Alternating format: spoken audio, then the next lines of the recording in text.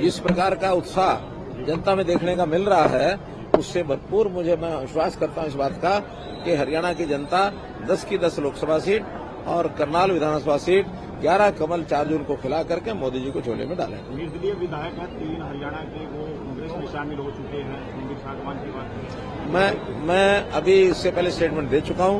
पहली बात तो वो शामिल नहीं हो सकते। जिस दिन शामिल होने की बात करेंगे उस दिन उनकी सदस्यता चली जाएगी। एक मैं इसलिए कह रहा हूं शामिल नहीं हो सकते। दूसरी बात, ये राजनीति का अखाड़ा ये कई दिन चलना है। बहुत से लोग हमारे संपर्क में हैं, वो चाहे जेजेपी के हों चाहे कांग्रेस के हों, वो अपने घर को संभाल के रखें, वरना वो चाहें तो उनके 30 विधायक आए मैदान में, देखेंगे क्या होना है। इसलिए किसी प्रकार का किसी नेता का नाम नहीं बताया, लेकिन धर्मपाल गोंदर कहते हैं बीजेपी के नेता ने मेरा कोई भी काम नहीं किया जब भी मैंने सड़कों का मुद्दा उठाया। जितने काम इस नीलोखड़ी विधानसभा के मैंने करवाए हैं, मेरे पास पूरी लिस्ट है और उस लिस्ट को उजागर करने के लिए मैं तैयार हूं, लेकिन करना इसलिए नहीं है कि उनके कारण से नहीं कराए। हमने तो जहां कांग्रेस के विधायक थे वहां भी विकास के काम कराए हैं। हरियाणा में कम से कम 9.5 साल में कोई भी लोग ये नहीं कह सकते किसी विधानसभा से हमने कोई भेदभाव किया है।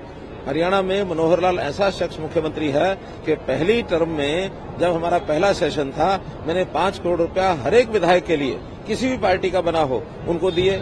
दूसरी टर्म में पहला जो सत्र था उसमें 5 करोड़ रुपए फिर से दिए, केवल इसलिए कि जनता के विधायक बन के आए हैं। पार्टियां कोई भी हों, आखिर जिस पार्टी का चुन के आया है उसकी विशेषता है, जिसका नहीं चुन के आया है उसकी कमी रह गई है। हम अपनी पार्टी में जहां नहीं चुन पाए अगली बार प्रयत्न करेंगे, और हम इस बार प्रयत्न करेंगे कि ये जो स्थिति हमारी पिछली बार 40 पर ही हम रह गए थे, बाद में 41 हो गए, ये अगली बार स्थिति पैदा न हो, ताकि इस प्रकार की समस्याएं और खेल ये न हो सके। हम पूरे आश्वस्त हैं कि अगले चुनाव में हमारी पूरी कंप्लीट मेजोरिटी है। का बयान आता है कि 400 पार नहीं, जमना पार कराएंगे। ये तो जनता बताएगी, ना आप बताएंगे ना बुद्धिराजा बताएंगे। मेरी बात पर भरोसा मत करें, जनता बताएगी कि वो 400 पार देगी कि नहीं देगी, उसमें बुद्धिराजा और आपकी ठेकेदारी नहीं। सर, कांग्रेस अपनी जनसभाओं में सभी लोगों को एक प्रलोभन दे रही है, 6,000 रुपये पेंशन, 100 गज के प्लॉट, 2 मकान डलवाएंगे, बिजली का बिल, बिजली की कनेक्शन साथ में देंगे, साथ के साथ बेरोजगारों को जब तक नौकरी नहीं मिलेगी 1 लाख रुपए हर साल उनको। मैंने अभी सभा में बताया है कि जिस प्रकार के मुंगेरी लाल के सपने होते हैं, ना 9 मण तेल होगा ना राधा नाचेगी। जिस प्रकार का अगर वो हिसाब किताब लगा करके बता देंगे कि इस सारी योजना में जो बता रहे हैं कितने पैसे लगने वाले हैं, कुल मिलाकर के देश का बजट तो देश में काम आएगा।